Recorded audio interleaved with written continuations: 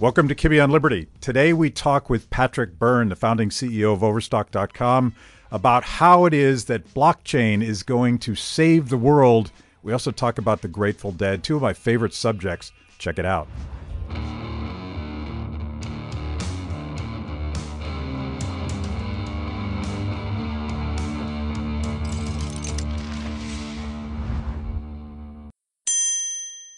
I feel like we can fix the fundamental problems that have plagued the classical liberal project for the last 2,000 years, property and trust. Mm-hmm. And I want to dig totally into that, but why don't we take a step back and just establish some of your bona fides. You're right. the founding CEO of Overstock.com, and so sort of a pioneer in e-commerce. And you were the first big commerce company to adopt Bitcoin as a means of payment in 2014. Actually, we were this first small one as well. The very first. The largest company taking Bitcoin at the end of December 2013 that I could find was a diner in Australia of $800,000 per year. Yeah. And people were talking about, gee, maybe in a few years we'll get to a $10 million enterprise, then a couple more years to $100 million, then a couple more years to $1 billion. Well, we stepped forward when the largest company in the world was an $800,000 a year diner, and we, at $1.4 billion, started taking Bitcoin. So we like to think that we may have saved the revolution 5 or 6 or 7 years of adoption. Yeah. Well, that's important to where you're going, and I want to get into all of these blockchain innovations that you're spending a lot of time and money on, but you're kind of a classical libertarian guy. That framework has been with you since you were like in graduate school or something like that. Actually, since college, I was sending $10 a year to this organization I'd read about in D.C. called Keynote. Yeah, about $10 a year. Yeah. So forever. I like to call myself what Milton did. Milton referred to himself as a small L libertarian, a small R Republican. I'll buy into that. You mentioned the military. I do not believe the military is the problem in the national defense industry. I think the military, from my interactions with them, and I have them from time to time socially and such around D.C., and I'm also on the Council on Foreign Relations. Don't shoot me, but I'm on the council, and I like the council. So we'll let you stay. I've had a couple decades of interactions with them. I find them the most sensible people in Washington. And by the way, it's nothing like the movies. The military people are the sensible, careful, modest. Let's be careful. Let's make sure we're not, the people who by instinct follow the Hippocratic oath that, first do no harm. That's the military. It's the guys who are not in the military, the various ideologues of different kind, who I think are the real problem. Yeah. And the military, God, I don't care if the next president has shoulder boards and 4 stars on them compared to any of the political class we have going. Yeah. Let's talk about your vision for the future and how it is that blockchain technology could solve a lot of these problems and truly limit the size and scope of government by getting rid of the middleman. You've talked about a tech stack for civilization, right? A blockchain tech stack for the civilization. You do your homework, and you have you've been investing in a number of startup companies that you're almost sort of reverse engineering Hayek's understanding of institutions that have spontaneously emerged to solve problems. And because of 2,000 years of experience, we know what those institutions are, and now you've said, you know what, I'm going to create a blockchain solution that makes those institutions function in a radically efficient way. Right. Yeah. Well, a lot of the function of those institutions can now be achieved effortlessly and costlessly through blockchain. Yeah. And also, most importantly, give us an outcome which we now know is guaranteed by math.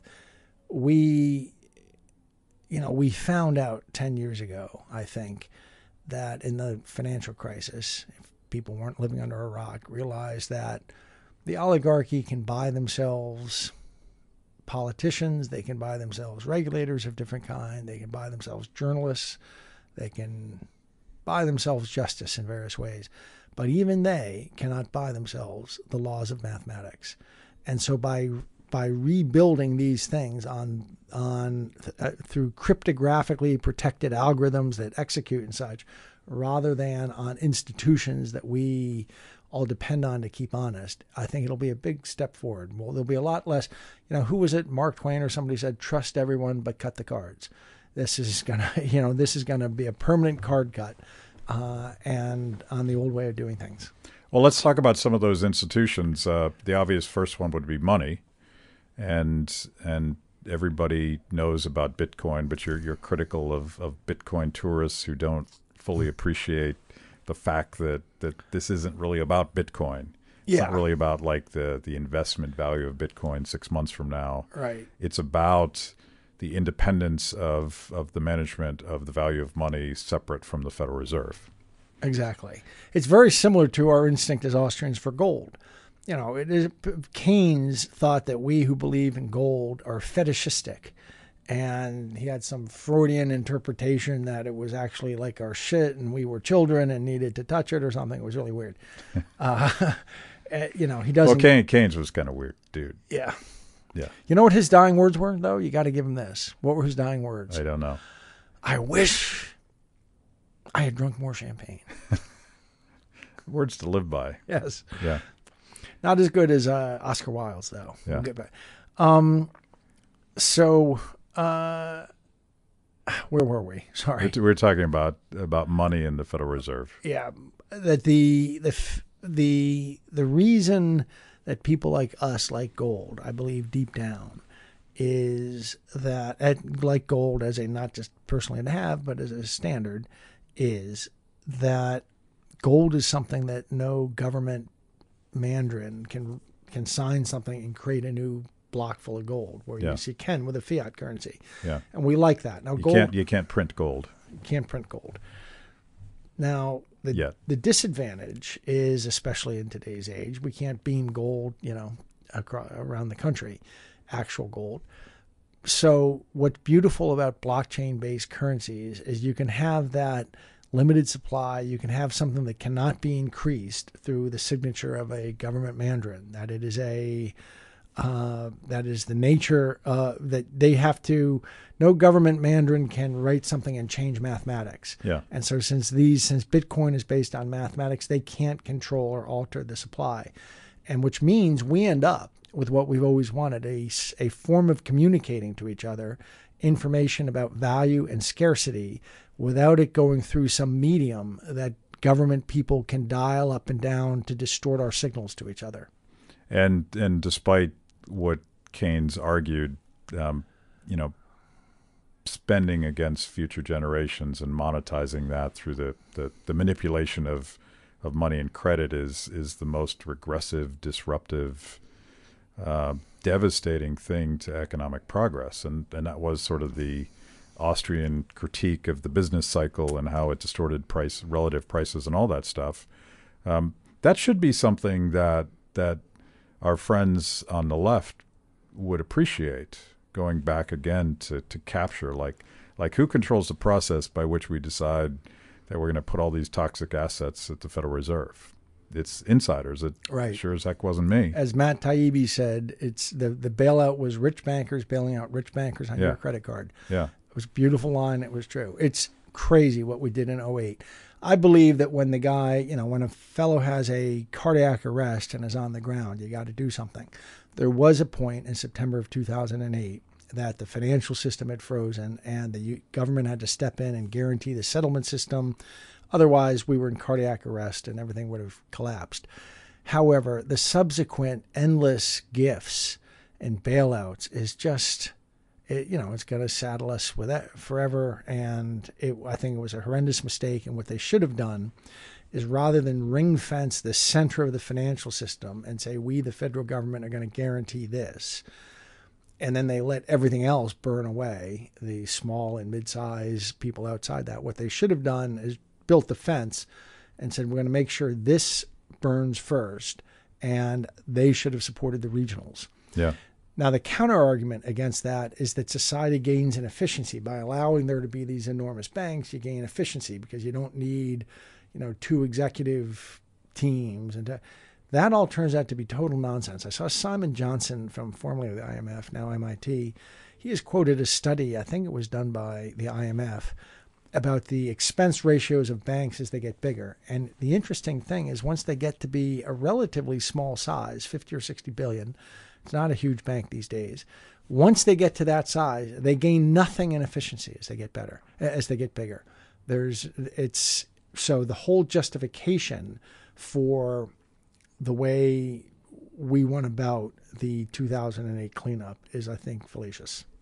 So what are the cryptocurrency pieces of this tech stack that you're talking about? Well, blockchain fits into all 6 layers. It fits into identification. There's going to be a blockchain identification to the world somewhere in the future. The blockchain land governance system, not to replace the title office, but basically to take out the back end of the title office and the paperwork and the opportunities for mischief. We have announced that we are working on for Rwanda. Rwanda has titled up 8 million properties within Rwanda. We are building for them a system, an online system that everyone in Rwanda will be able to go to, buy and sell property to each other, arrange inheritance, do all that kind of stuff through this online system. So that is blockchain guaranteed. And we're introducing blockchain elsewhere in land governance. And that's sort of inspired by Hernando de Soto and the whole idea that you need title to property in order to achieve the real benefits of a market economy. Well, it turns out that is an idea that the World Bank has been flogging since the 70s. Hernando came along somewhat later and joined in the World Bank's program, but the World Bank has been on that. But it is that idea that once you have land titling, all kinds of social progress, all kinds of economic activity begins. I have a deed that I can take to a bank and borrow some money and buy a cart and start a business, something like that. That doesn't, that vision is really, and one has to give credit to de Soto. Well, he certainly popularized through a couple books this vision that what made capitalism work in the West and fail everywhere else, as he wrote in one of his books, is that we got land governance correct. But it's a blockchain solution to the age-old problem of enforcing property rights and assigning property rights. Exactly. And getting rid of all of the corruption. We had Maguette Wade on this show. I know Maguette. Just a bit ago, and we were talking about a lot of this stuff and how the challenge in Africa is the lack of the rule of law, and property rights are a fundamental part of that. The first step. So you're talking about something that's insanely transformational for places like Rwanda, right? That is all potential, but they don't have those rights right now. Right. We're doing it in Zambia now. We've done 50,000 households. I think we're doing another 250,000. I think that's going to spread across Africa. I have people contacting me. I won't tell you the institutions, but saying, Patrick, when can you get on a plane? I've got 54 nations and 1.8 billion people in Africa waiting for you to get on a plane and bring this stuff. And I keep saying, let's finish the products. But once I get the products done, we'll go. I'm going to be going to Bermuda. In fact, I'm thinking there's a wonderful premier there named David Byrne. Quite ironic that because my brother left America 30 years ago, gave up his citizenship and became a Bermudian. Yeah. And he was a guy about politically like I am. And he made the Bermuda elected a left part, a People's Party kind of thing. And my brother ended up working with him very successfully. And it was quite strange. He helped them. He advised them. They made him the head of the chair of the Board of Education of Bermuda. Anyway, my brother, who's like an arch libertarian, he's now passed. Was a wonderful fellow. My favorite human being, frankly. He died a couple of years ago. He had this wonderful relationship with his lefty government of Bermuda, and they did great things. Well, the successor of his partner is a young man named David Byrne, Premier Byrne. And ironically, that he has come to me. So it's my Mark's little brother, me, and the successor. We have formed a partnership, and you may see us in Bermuda to the extent they say that they want it, that we will use Bermuda as a prototype test bed, so to speak. As we are rolling out these products, we're going to be bringing them into Bermuda. I think a country with 60,000 people in it is probably a better place to test these and get them right, rather than take them to a country with 100 million people in it. Yeah. But that 100 million people is right. The countries with 100 million people are calling us and saying, when can you get here? When can you get here? But I'm trying to be responsible. Voting is another piece. Everybody in this town, left, right, and center, is obsessed about voter fraud and limited access to voting, whatever it is. Nobody really trusts the system that we have, and there's good reason not to when you look at things that happen on a regular basis in terms of not counting ballots or stuffing ballots or hanging chads, all that stuff. Have you heard? Have you ever run into the NPCs who, as soon as you bring up voting, they say, "Well, what's the evidence that there's voter fraud?" That's the NPC line that they are taught. Well, because all attempts to gather the evidence and gain and formulate evidence are rabidly fought against. And then they say, yeah, but where's the proof that there is some? Well, let me tell you, anyone who's worked in politics, as you have at the grassroots level, people are nuts if they don't think that there's voter fraud. There's so much voter fraud, I believe, on both sides. I think whichever party controls the booth, that, if somebody smudges their finger with ink, they can stand there and do some things with your ballot that make them unreadable and get your ballot rejected. So if they think that you're not in their party, there's anyone if you wear a red hat, you're probably suspect. You're probably, or it could be Republicans doing it too. Except my red hat, I just want to point out, isn't the typical red hat. Right. It's a totally legit hat. It's a legit hat. It's funny. Sometimes I wear one that says "Make Bitcoin Great Again." Yeah. For those of you listening, it says "Make America Grateful Again," and has a little Grateful Dead smiley. Yep. Steal your face. Steal your face. Steely. Well, so I think there's much more voter fraud than people understand is there. And there may be voter intimidation. I think that some of the things are ridiculous. Like, we can't expect people to have a government-issued ID is ridiculous. But anyway, that can all be fixed through blockchain. You're going to have an app on your phone that you vote through. And it is blockchain secure, blockchain guaranteed, biometrically tied to you, so no one can vote your vote. The people who talk about voter suppression, i.e. the left, but they don't want to talk about voter fraud, seem to forget that there's really a couple ways I can suppress your vote. One is I keep you away from the voting booth because I do things like, these crazy things that they used to do in the Jim Crow South to keep black people away from the voting booth. You have to recite the Constitution word for word, backwards or something. But there's another way to suppress your vote, and that is let me submit an extra vote, and that offsets your vote. If I do that, if I get to submit a fake vote, I get to suppress your vote just by canceling it out. They don't seem to be very concerned about that kind of voter fraud, or voter suppression, I should say. They don't care at all about that every fake vote suppresses somebody's legitimate vote. So it's just a different kind of suppression. So I think we ought to have no voter suppression and no voter fraud, and we can achieve that through an app on your phone. There's a company called Votes that we are backers of that is that has a blockchain voting app for your phone. West Virginia used it last November for the first federal election ever. And Denver, just a week or two ago, announced that they are now going to use it for their next municipal election.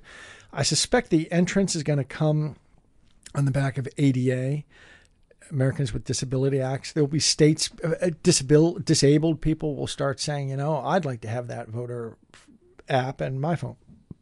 Pardon me. And over time, I think that'll be the next breakthrough, that we'll start having states across the country let their ADA people vote through it, and then it'll just break up. And one hopes that within a couple few election cycles, everyone gets a chance to vote through their app. When that happens, there is no voter fraud, there is no voter suppression. So right now, Nancy Pelosi is pushing this idea, and I think it's just virtue signaling to her base, but she wants 16-year-olds to vote. And I don't know if having 16-year-olds voting is a good idea or a bad idea, but I do know that she probably only wants that because she thinks that would produce more Democrat votes in the short run. So that the trade-off for both parties is if you make it easier for people to vote, you'll probably get more voter participation, you'll get more democracy, but there'll be fewer dead people voting, and there'll be people voting only once. And presumably only people that are qualified to vote get to vote. So it's kind of a wash, and I wonder how the two parties sort of react to the idea of making it easy and honest for everyone to cast a vote. My impression is the Democrats want it easy and the Republicans want it honest. Yeah. So we can do both. Yeah. And it's probably a wash in terms of the short-term political consequences. Political scientists say that the people who don't vote split about the same proportion as the people who do. So it isn't like there's that it was going to radically change results, and it's going to bring in a bunch of Republicans who have never voted before, Democrats who don't normally vote. It's not going to do that. It is going to be interesting. My guess is that there's a 1 or 2. They say that there's a 1 to 2% overvote in America.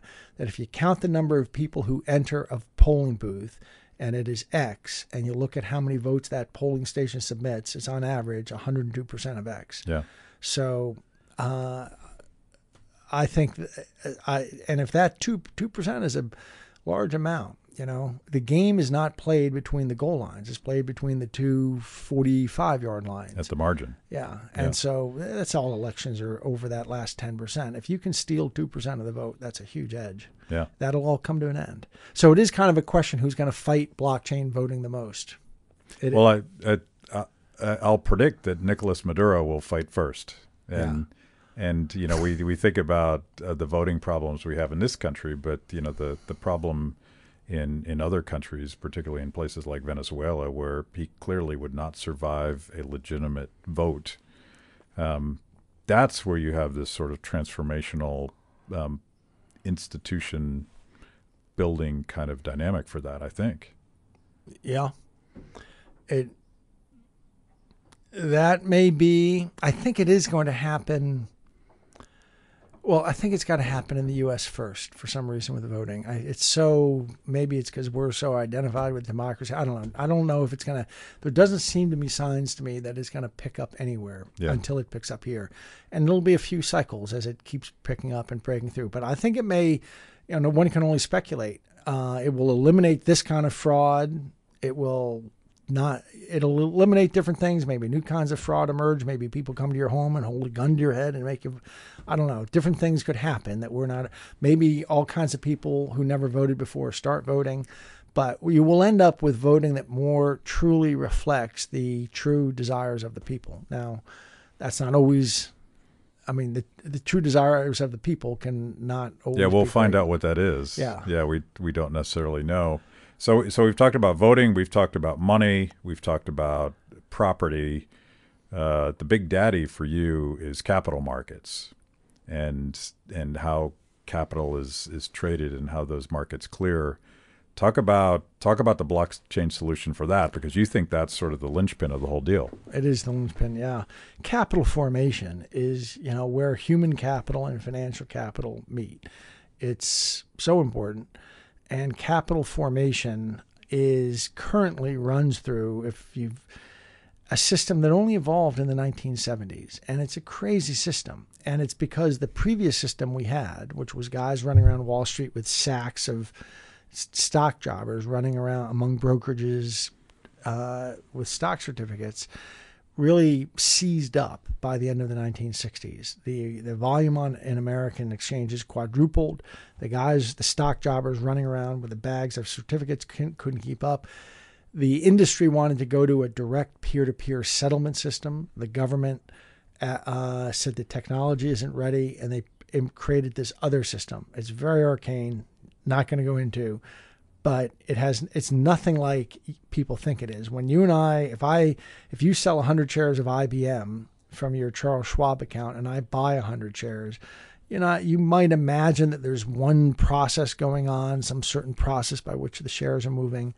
No. It's this crazy process that's unlike anything you're imagining. And in that process there's a great opportunity for mischief. And some of what happened in '08 was a bubbling to the light of that mischief. It's all in the settlement system. It's not all. A bunch of the mischief is in the settlement system. And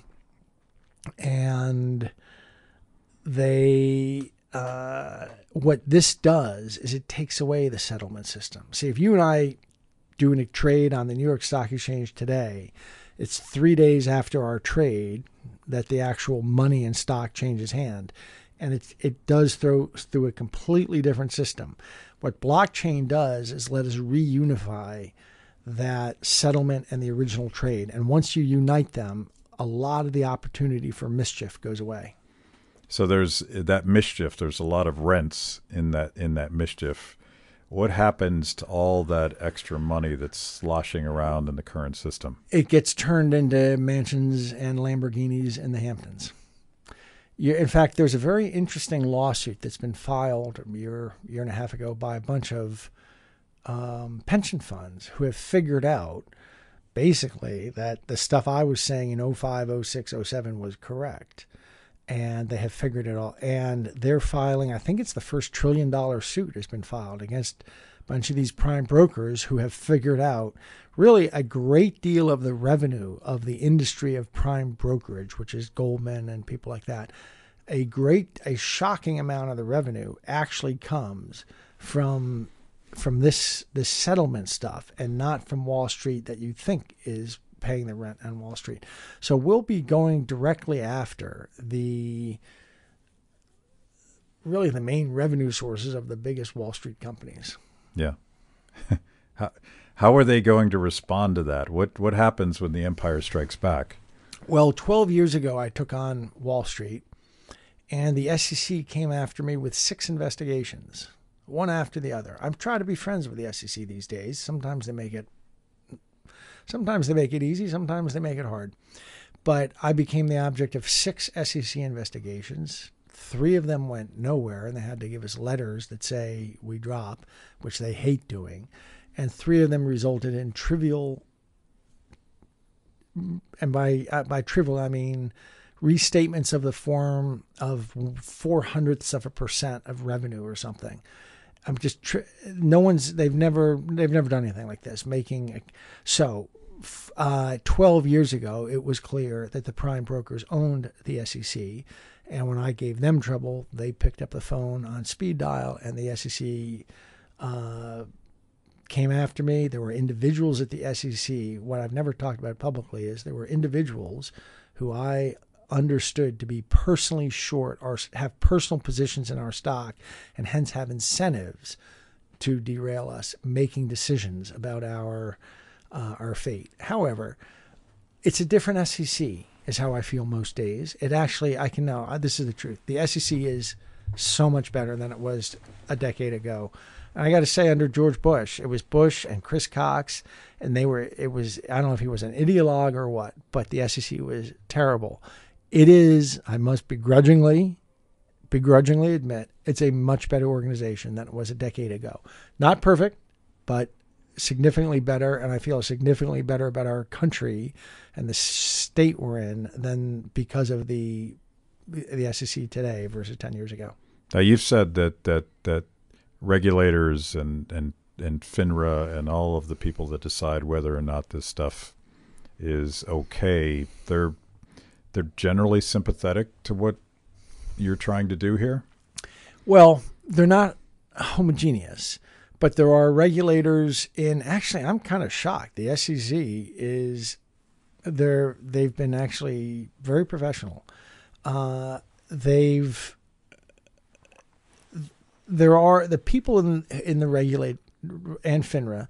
I remember a meeting with FINRA, and you can just kind of see the lights go on around the room. It's the people who care about enforcing the rules, like who truly care, and it's the people who care about systemic risk. Both of those kind of people really want blockchain, because blockchain takes away a great deal of systemic risk, and blockchain lets the regulators. You'd be shocked at how, and here I didn't think I would defend the SEC.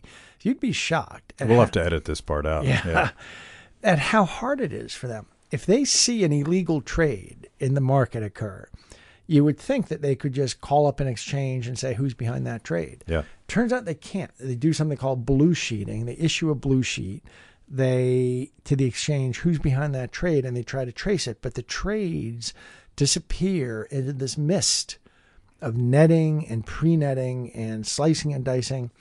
After 2008, Congress mandated to the SEC, you have to develop a consolidated audit trail, CAT. I think they allocated $500 million for it or something.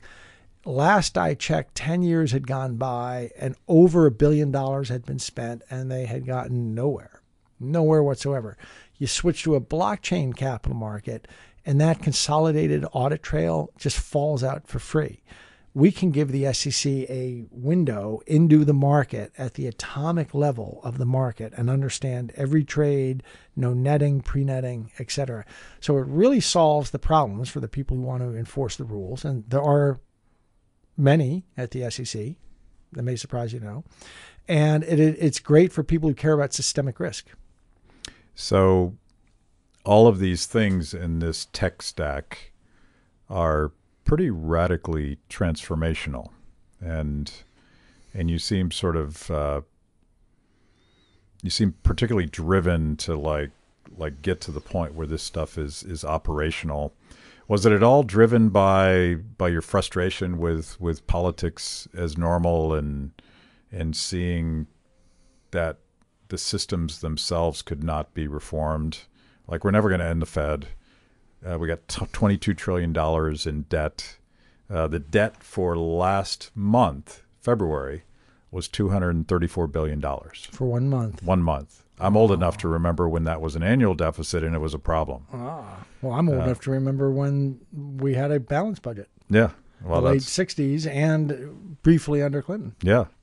So clearly the systems that Madison was worried about are not functioning. But you're saying just do an end run around all that. Right. Yeah, just hack it. Hit the thing and shoot the thing in the head and start again with an alternative that's simpler, cleaner, incorruptible, far cheaper. It takes a lot of people who currently have their snout in your pension funds, and it ruins their day. Yeah. But that's... Well, that's what I'm wondering. I'm wondering about the blowback. Yeah, I think it's immense. Well, what I'm afraid of is that I'm afraid of powerful, concentrated forces who do have friends at the SEC who want to get me shut down. And I guess I've tried to be a great citizen for the last few years and say nice things about the SEC. You have no idea how much I've been over and tried to help. And I'm disappointed to discover that I do think that there are powerful, concentrated forces who probably have a bigger voice than they should within the SEC and are trying to get the SEC to do things regarding me and my projects and my progress that I wish they didn't. So there may be some sort of, I think there's a Götterdämmerung coming of kind in our society. You know what I mean? Yeah. The Ragnarok, the great twilight, the battle of the gods at the end of history. I think there's something like that coming where either we liberate our country or we lose it for good. Yeah. So that, I believe that too, which is why I do some of the stuff that I do. But I'm an optimist about it. I think there's something really cool that's about to happen, and it's probably not through normal political channels. It's got to be this other thing. It's got to be people and innovation. And one of my friends calls it permissionless innovation, a way that you might just fix things for yourself. In Africa, for instance, could we just go ahead and do it, even though we can't actually fix the political institutions per se? Well, I want to move to Africa. I think that I'm probably going to be getting a house or a compound in Africa. Have you heard of a fellow named Akon? No. There's a fellow named Akon who is quite a good guy, Senegalese American. I've gotten to know some. He's coming out to see me next week. He's evidently, and I don't follow the music scene. I'm stuck at the Grateful Dead. Yeah. This fellow is evidently like the number 6 global celebrity. Okay. And he's a wonderful, smart, decent, very good human being. I like him, and we might be doing something. I could move to Africa and spend the next 5 years just focusing on getting these things installed. I think we can lift billions of people out of poverty in 5 years if I can get the feds off my back and get things going. This stuff can all be built and rolled out over 5 years and change. I mean, when I was a grad student studying economics, I remember this development economist. I had a wonderful experience at Stanford. I'm not one of those academic bashers. I had one of the great experiences of my life at Stanford in philosophy department, and I got my PhD. But I did all this development economics, and there, I remember this woman, a professor, talking about how many tens of millions of, this is about 1980 something, early 80s, mid 80s, how many tens of millions of tons of copper it was going to take to wire up India. So every home and every hut in every village had a phone. Well, it was like 50 million tons of copper, I seem to remember was the calculation. Well, and cell phones came along and they just leapfrogged that whole step. Same thing's going to happen with institutions. For 70 years, we've been telling the developing world, copy our institutions, copy our Wall Street, copy our Citibank, copy our SEC, copy all these institutions. They can actually now, that's like telling them, put in millions of copper wire phones. They can jump. We have a blockchain central bank. Now, a pure such as you, it will say, I'm consorting with the devil. Why do a blockchain central? Why do any central bank? But as long, that's one, let's get the the camel's nose under the tent. We have a blockchain central bank now. We just announced a deal with the Eastern Caribbean Central Bank, and we can go in with a laptop, tell the central banker, here's how you now issue currency on the blockchain. Everyone in the country just downloads a free app on their phone, and suddenly you have leapfrogged, I guess, and have the best financial system in the world, a frictionless electronic financial system. We could go to Venezuela, and I hope we do when that place collapses. And it's so sad, so sad. It's so sad what's happening in Venezuela. It kills me. We could go there and implement this system, and in 6 hours, when their financial system collapses, as it will, we could go in with a laptop and this system, everybody download a free app, and suddenly they would have the most advanced financial system in the world. And the central banker could control his currency and surveil it would get better economic stats than anything currently going. In addition, imagine you have that world, and then everyone just downloads another app, which is another free app, which is a peer-to-peer lending app. You would now have a situation where poor people could actually save and share money, loan money, all this kind of borrow money, all through apps, with no Citibank, with no institutions, no copying of the American system.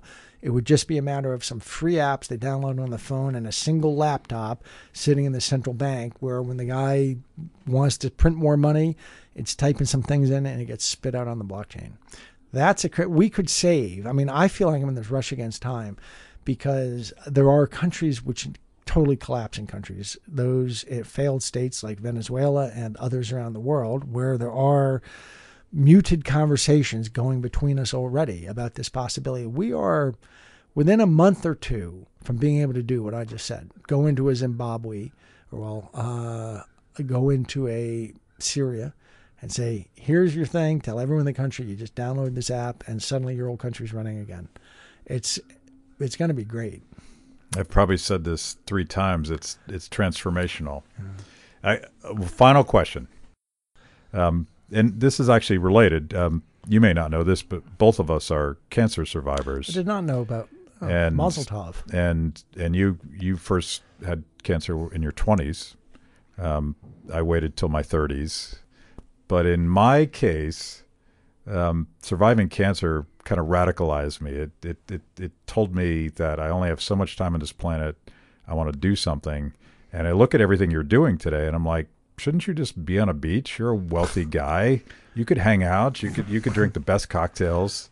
But you're doing this. I'm doing this. What's going on? From your lips to God's ear. Yeah. I tell you the truth, I'm just about at the point where I could do that.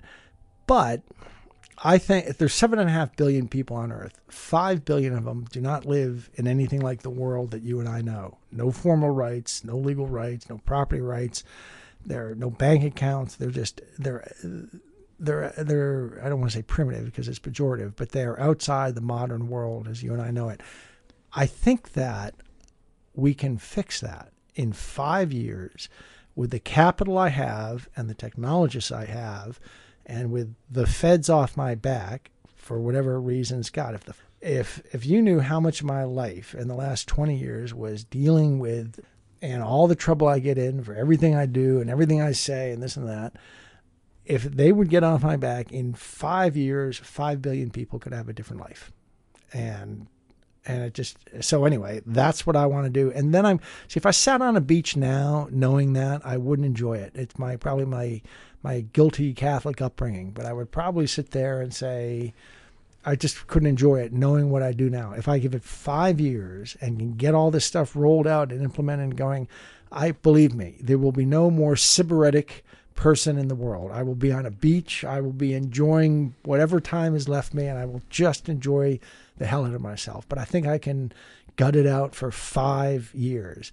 I just need to get these lovely people, though they be, boy, if this is quite a town. Anyway, I just need them out of the way, and then I can do that, and then I'm going to sit on a beach, and no one will hear from me again. You know, that cocktail is going to taste better if you've empowered 5 billion people in the process. It is. And yeah. I think I can gut it out that's how every night I go to sleep thinking, why am I pushing through this? I got 5 billion people counting on me to just do it. And after that,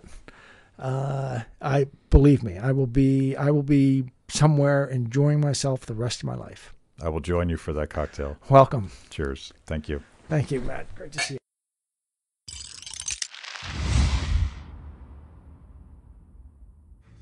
Thanks for watching Kibbe on Liberty. By now, you know this is the most important event of your week. So make sure you subscribe on YouTube. Click the little bell so you get notifications. Kibbe on Liberty, mostly honest conversations with mostly interesting people.